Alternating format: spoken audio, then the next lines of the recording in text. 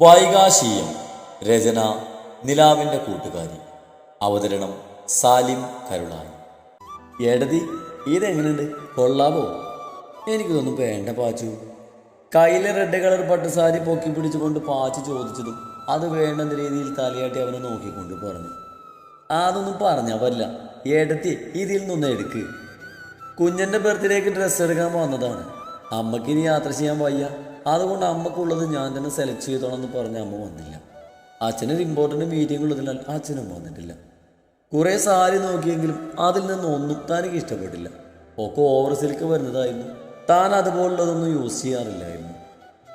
കൂടുതൽ വലിച്ചെടുപ്പിക്കണമെന്ന് കരുതി അമ്മക്കുള്ളത് എടുക്കാമെന്ന് പറഞ്ഞ് അവിടുന്ന് നടക്കാൻ നിന്നപ്പോഴേക്കും കയ്യിലൊരു പിടി വീണിരുന്നു. പാച്ചുവിനെയും കാശിയെയും നോക്കി കുഞ്ഞിനെയും എടുത്ത് മാറി നിൽക്കുകയാണ് ദക്ഷി. കുറേ നേരമായി രണ്ടുപേരും കൂടെ സാരി നോക്കാൻ തുടങ്ങിയിട്ട് ഒന്നും കിട്ടുന്നില്ലെന്ന് കണ്ടതും കയ്യിലെ ഫോൺ ഓഫാക്കി പോക്കറ്റിലിട്ട് കുഞ്ഞിനെയും എടുത്ത് അവളുടെ അടുത്തേക്ക് നടന്ന് അവിടുന്ന് പോകാൻ നിന്ന കാശിയെ കയ്യിൽ പിടിച്ച് നിർത്തി. ഒന്നും എടുത്തില്ലേ? അവൻ്റെ ചോദ്യം കേട്ടതും അവൾ മുഖം വീട്ടി അവനെ നോക്കി പിന്നെ ഇല്ലെന്ന് തലയാട്ടി കാണിച്ചു.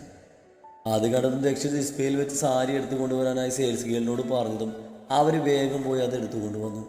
നീലയും കറുപ്പും കൂടി ഒരു ഒഴുക്കൻ ടൈപ്പ്, ഒപ്പം ഒരു ചെറിയ സ്റ്റോൺ വർക്കും ഉണ്ട്. ആ സാരി കണ്ടതും കാശിയുടെയും പാച്ചുവിൻ്റെയും കണ്ണുകൾ ഒരുപോലെ വിടർന്നു. ഇതിഷ്ടായോ? ദക്ഷ അവളോട് ഗൗരവത്തിൽ ചോദിച്ചത് കാശി അതേന്ന രീതിയിൽ തലയാട്ടി. അമ്പോടിനൊരു വെള്ളയും നീലയും വരുമ്പോൾ വാവസൂട്ട് എടുത്തു. ദക്ഷ ഒരു കറുപ്പ് ഷർട്ട് എടുത്തതും പാച്ച അവൻ കാണുന്ന ഒരു ബ്ലൂ ഷർട്ട് എടുത്തു. കാശിക്കൊപ്പം അമ്മക്ക് സാരി സെലക്ട് ചെയ്യുന്നവനെ നോക്കി ദക്ഷ എടുത്തു വെച്ച ഷർട്ട് മാറ്റി അവൻ്റെ കയ്യിലുള്ളത് വെച്ചു. ദക്ഷ അത് കണ്ടെങ്കിലും കാണാത്ത പോലെ നിന്നു. എന്തോ ആ നിമിഷം അവനും പാച്ചുവിൻ്റെ പ്രവൃത്തി കണ്ട് എതിർക്കാൻ തോന്നിയില്ല. ദക്ഷി ലക്ഷ്മിക്കും ഹരിക്കും എടുക്കുന്ന കൂട്ടത്തിൽ കാശിയുടെ അമ്മക്കും അച്ഛനും വിച്ചുവിനും അമ്മുവിനും എല്ലാം ഡ്രസ്സ് എടുക്കുന്നത് കണ്ടതും സന്തോഷം കൊണ്ടോ സങ്കടം കൊണ്ടോ അവരുടെ മിഴികൾ രണ്ടും നിറഞ്ഞിരുന്നു. ആരും പറയാതെ തന്നെ അവരെ പരിഗണിച്ചത് കണ്ട് ഉള്ളിൽ അവനോടുള്ള ഇഷ്ടം കൂടുന്ന പോലെ തോന്നി. വല്ലപ്പോഴും ദക്ഷിണ പിഴിയാൻ കിട്ടുന്ന അവസരമായതുകൊണ്ട് 4-5 കൂട്ടം ഡ്രസ്സ് തനിക്കായി എടുത്തു വെച്ച് പാച്ചുവും ആശ്വാസം കണ്ടെത്തി. അങ്ങനെ ഡ്രസ്സെല്ലാം എടുത്ത് കഴിഞ്ഞ് ഫുഡും കഴിച്ച് അവർ നേരെ പോയത് കാശിയുടെ വീട്ടിലേക്കായിട്ട്. അമ്മേ! കാറിൽ നിന്നും ഇറങ്ങിയതും കാശി വേഗം വണ്ടിയിൽ നിന്നിറങ്ങി മുറ്റത്ത് നിൽക്കുന്ന രാധികയെ പോയി കെട്ടിപ്പിടിച്ചു. അപ്പോഴേക്കും ഡ്രൈവിംഗ് സീറ്റിൽ നിന്നും ദക്ഷും പിന്നാലെ ഡോറ് തുറന്ന് അമ്പൂട്ടിനെയും എടുത്ത് പാച്ചു ഇറങ്ങി വന്നിരുന്നു.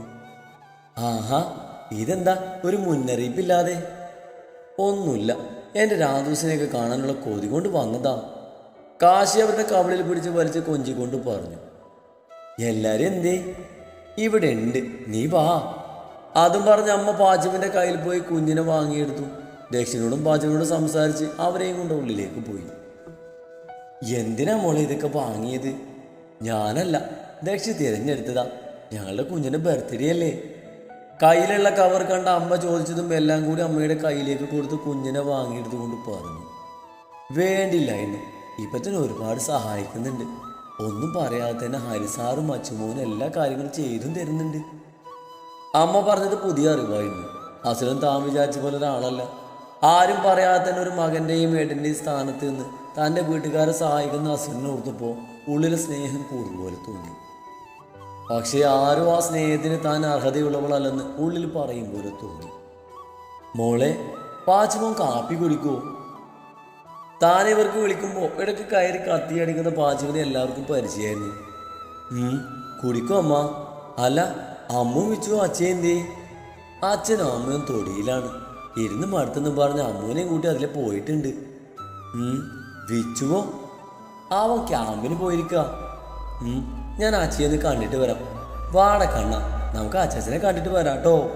അതും പറഞ്ഞ് കുഞ്ഞിനെയും എടുത്തുകൊണ്ട് അവൾ തൊടിയിലേക്ക് പോയി. രാത്രി ഭക്ഷണം കൂടി കഴിച്ചിട്ടാണ് അവരവിടുന്ന് ഇറങ്ങിയത്. വീട്ടിലെത്തിയപ്പോഴേക്കും അമ്മൂട്ടിന് ഉറങ്ങിയിരുന്നു. വിശേഷമൊക്കെ നാളെ പറയാമെന്ന് അമ്മ പറഞ്ഞതും കുഞ്ഞിനെയും കൊണ്ട് റൂമിലേക്ക് പോയി.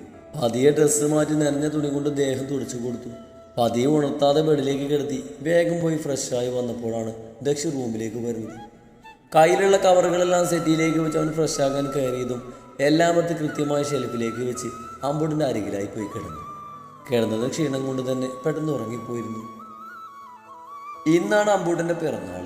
രാവിലെ തന്നെ ബാത്റൂമിൽ നിന്ന് ബഹളം കേട്ടാണ് ദക്ഷി കണ്ണു തുറന്നത്.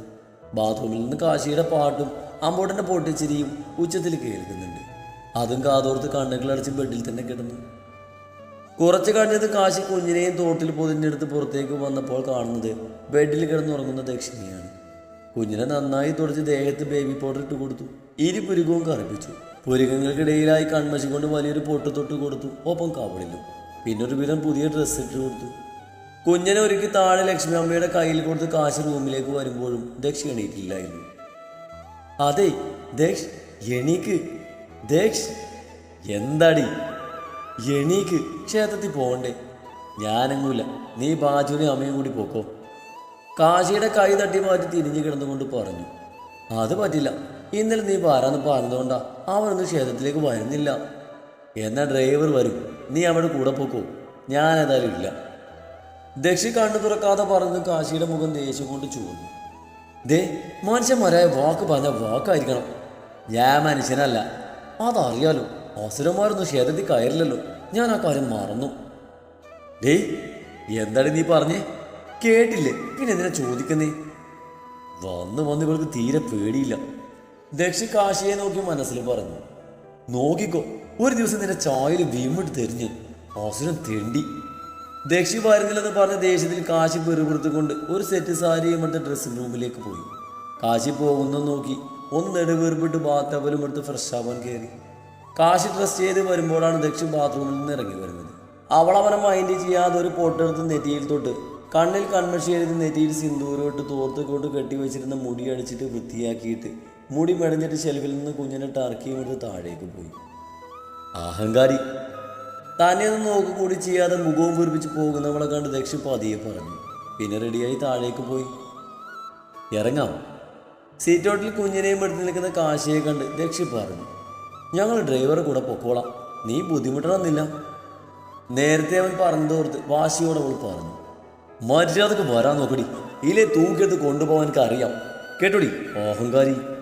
ദക്ഷി കണ്ണിലിട്ട് ഉടുത്ത മുണ്ടും മടക്കിയെടുത്ത് കൊണ്ട് പറഞ്ഞതും കാശി അവനെ നോക്കി ഒന്ന് ചുണ്ടു കൂർപ്പിച്ചു. ഞാൻ അമ്മയോട് പറഞ്ഞിട്ട് വരാം. അതും പറഞ്ഞ് കുഞ്ഞിനെ അവൻ്റെ കയ്യിലേക്ക് കൊടുത്ത് കാശി കിച്ചണിലേക്ക് നടന്നു. അച്ഛയുടെ കണ്ണാപ്പിയെ, നമുക്ക് തമ്പായിയെ കാണാൻ പോണ്ടേ? കുഞ്ഞിനെ മുകളിലേക്ക് എറിഞ്ഞു പിടിച്ച് കവളിൽ അമർത്തി ചുംബിച്ച് ദക്ഷി കുഞ്ഞുമായി പോസിലേക്ക് നടന്നു. പാച്ചു. പെട്ടെന്ന് ദേഷ്യത്തിലുള്ള അലറി കേട്ടതും ലക്ഷ്മി അമ്മയോട് യാത്ര പറയാൻ പോയ കാശി വരെ അവൻ്റെ ഒച്ചയിൽ ഞെട്ടിപ്പോയിരുന്നു. ദക്ഷിൻ്റെ അലർച്ച കേട്ടതും പാച്ചു ഞെട്ടിയെണീറ്റ് താഴേക്ക് കൂടി. എന്താ ചേട്ടാ? പാച്ചിക്ക് ഇതപ്പടയ്ക്ക് ദക്ഷിണെ നോക്കിക്കൊണ്ട് ചോദിച്ചു. എന്താടാ ഇത്? നിന്നോട് ഞാൻ ഇന്നലെ ഈ കാർ എടുത്തപ്പോൾ തന്നെ പറഞ്ഞതല്ലേ ശ്രദ്ധിക്കണമെന്ന്. ദക്ഷി കാറിൻ്റെ ടയറിലേക്ക് നോക്കി വിരൽ ചൂണ്ടിക്കൊണ്ട് ചോദിച്ചു. അത് പിന്നെ അച്ചോട്ടാ, എനിക്കറിയില്ല എങ്ങനെ പഞ്ചറായതെന്ന്. ഇവിടെ എത്തുമ്പോൾ ഒരു പ്രശ്നമില്ലായിരുന്നു. പാച്ചു നിഷ്കളങ്കതയോടെ പറഞ്ഞതും ദക്ഷ അമർത്തി ഒന്ന് മുങ്ങി. പോവാം. ലക്ഷ്മി അമ്മയോടൊപ്പം അങ്ങോട്ട് വന്ന കാശി അവൻ്റെ കയ്യിൽ നിന്നും മമ്പൂട്ടിനെ വാങ്ങിയെടുത്തുകൊണ്ട് ചോദിച്ചു. ആൾക്ക് ദക്ഷിൻ്റെ അലറിലൊക്കെ പുല്ലാണെന്ന ഭാവമാണ്. പാച്ചു, നീ പോയി അച്ഛൻ്റെ കാലിൻ്റെ കീ എടുത്തിട്ട് വാ. അതെന്തിനേട്ടാ? പിന്നെ ഞങ്ങൾക്ക് ക്ഷേത്രത്തിൽ പോകണ്ടേ? ഞാനെടുത്തിട്ട് വരാട്ടാ. പാച്ചു അകത്തേക്ക് പോയതും കാശി കാര്യം അറിയാതെ ദക്ഷിണെ നോക്കി. അവൻ്റെ ചുവന്നിരിക്കുന്ന മുഖം കണ്ടതും പിന്നെ ഒന്നും ചോദിക്കാൻ പോയില്ല. ഇതാ ചുട്ട കീ, വല്യച്ഛനെ അർജന്റായിട്ട് എങ്ങോട്ട് പോകാനുണ്ടെന്ന്. പാച്ചു കയ്യിലുള്ള ബുള്ളറ്റിൻ്റെ കീ ദക്ഷിൻ്റെ കയ്യിൽ വെച്ച് കൊടുത്തുകൊണ്ട് പറഞ്ഞതും ദക്ഷ സംശയത്തോടെ അവൻ അടിമുടി ഒന്ന് നോക്കി കീ വാങ്ങി. നോക്കി നിൽക്കാതെ വന്ന് കയറ് കാശി. ദക്ഷി ബുള്ളറ്റ് സ്റ്റാർട്ട് ചെയ്തിട്ടും അതിൽ കയറാതെ മടിച്ചു നിൽക്കുന്ന കാശിയെ നോക്കി ദക്ഷി പറഞ്ഞതും അവൾ ഇല്ലെന്ന പോലെ തലയാട്ടി. ഞാനിതിലൊന്നും കയറില്ല, എനിക്ക് പേടിയാ. എന്നാ നീ അത്രയും ദൂരം നടന്നു വാ, ഞാൻ പൊക്കോളാം. നീ കയറിക്കോ മോളെ, നടക്കാനുള്ള ദൂരമൊന്നല്ലല്ലോ. അമ്മേ, എനിക്ക് സത്യത്തിൽ പേടിയാ. പേടിക്കേണ്ട ആവശ്യമൊന്നുമില്ല. ദേ ഇപ്പൊ തന്നെ വൈകി, ഇനി നിന്ന നാടേ അടക്കും കേട്ടോ. ലക്ഷ്മി അമ്മ പറഞ്ഞതും ഒരുവിധം കുഞ്ഞിനെയും കൊണ്ട് കയറിയിരുന്നു. സാരിയില്ല മുതുക്കി പിടിച്ച് ദക്ഷിന്റെ ഷർട്ടിൽ മുറുകെ പിടിച്ചു. പോവാം. അച്ചു, പതിയെ പോയാൽ മതി കേട്ടോ. ഡാ ബാച്ചു, ഞാൻ വരുമ്പോഴേക്കും എൻ്റെ കാർ ശരിയാക്കിയിരിക്കണം, മനസ്സിലായോടാ? ഓക്കേട്ടാ. പാച്ചുവനെ നോക്കി ഒന്ന് മൂളിക്കൊണ്ട് ദക്ഷി വണ്ടി സ്റ്റാർട്ട് ചെയ്തു. എങ്ങനെയുണ്ട് എൻ്റെ ബുദ്ധി? ഞാനൊരു സംഭവം തന്നെയല്ലേ? ദക്ഷിൻ്റെ വണ്ടി ഗേറ്റ് കടന്ന് പോയതും പാച്ചു ലക്ഷ്മി അമ്മയോടായി ചോദിച്ചു. പിന്നെ നീ പൊളിയല്ലേ? എനിക്ക് വയ്യ. വല്ലാതെ നാണിക്കാതെ, നീയാണ് അതിൻ്റെ കാറ്റടിച്ചു വിടുന്ന ആ ഭ്രാന്തൻ അറിഞ്ഞാ എന്താ ഉണ്ടാകുമെന്ന് എനിക്ക് അറിയോ? അതുകൊണ്ട് വേഗം അത് റെഡിയാക്കി വെക്കാൻ നോക്കണ ചേക്ക. പേടിച്ചവൻ്റെ ഷർട്ടിൽ ഇറുകെ പിടിച്ചാണ് കാശി ഇരിക്കുന്നത്. ഒരു കൈ കൊണ്ട് കുഞ്ഞിനെയും മുറുകെ പിടിച്ചു. ആള് ബൈക്കിൽ പോകുന്നതിന് എക്സൈറ്റ്മെന്റിലാണ്. ഉണ്ടക്കണ്ണുരുട്ടി എല്ലാം വീശിക്കുന്ന തിരക്കിലാണ് അവന്. ഷർട്ടിൽ പിടിക്കാതെ എന്നെ പിടിച്ചിരിക്കുക കാശി, ഇല്ലേ ഉരുണ്ടടിച്ച് താഴെ കിടക്കും. ഒരമ്പ് കഴിഞ്ഞതും ദക്ഷി കാശിയോടായി പറഞ്ഞു. അപ്പൊ ഞാൻ വീണാലെന്ന് പേടിയുണ്ടല്ലേ? എന്തിന്? അതുകൊണ്ടല്ലേ പിടിച്ചിരിക്കാൻ പറഞ്ഞത്. അയ്യടി, നീ വീണാലെന്ന് പേടിയോണ്ടൊന്നുമല്ല. നീ വീണെന്തെങ്കിലും പറ്റിയാലേ ആൾക്കാർ പറയില്ലേ ഞാൻ നിന്നെ മനപ്പുറം വീഴ്ത്തിയതാണെന്ന്. അതുമല്ല, എൻ്റെ കൊച്ചു നിന്റെ കയ്യിൽ കൂടി ആയിപ്പോയില്ലേ. അപ്പൊ അവനെ കുറിച്ച് ഞാൻ ചിന്തിക്കട്ടെ. ഓ അങ്ങനെ. കാശി ദേഷ്യം പറഞ്ഞതൊക്കെ ഇഷ്ടപ്പെടാതെ ചുണ്ടുകൂട്ടി പറഞ്ഞു. അവിടെ അപ്പോഴത്തെ ഭാവം മിററിൽ കൂടി കണ്ട ദക്ഷിണ ചുണ്ടിലും ചെറിയൊരു പുഞ്ചിരി മിന്നി. അടുത്ത അമ്പെത്താനായതും ദക്ഷി എന്തെങ്കിലും പറയുന്നതിന് മുമ്പ് കാശി അവനെ പോലും ഞെട്ടിച്ചുകൊണ്ട് അവൻ്റെ വായിലൂടെ കൈ ചുറ്റി പിടിച്ചിരുന്നു. ഒപ്പം ഒന്നുകൂടെ അവനോട് ചേർന്നിരുന്നു. പെട്ടെന്നുള്ള അവളുടെ ആ പ്രവൃത്തിയിൽ ദക്ഷി ഒന്ന് പകച്ചു പോയിരുന്നു. ശബ്ദം വളരെ മോശമാണ്. എന്താ പറ്റിയെന്നറിയില്ല. തൊണ്ടക്ക് ഭയങ്കര ഒരു സ്ട്രെയിൻ കൊടുത്തിട്ടാണ് തോന്നുന്നത്. പിന്നെ അതുകൊണ്ട് ചെറിയ പാർട്ടാണ്. എല്ലാവരും സഹകരിക്കുക.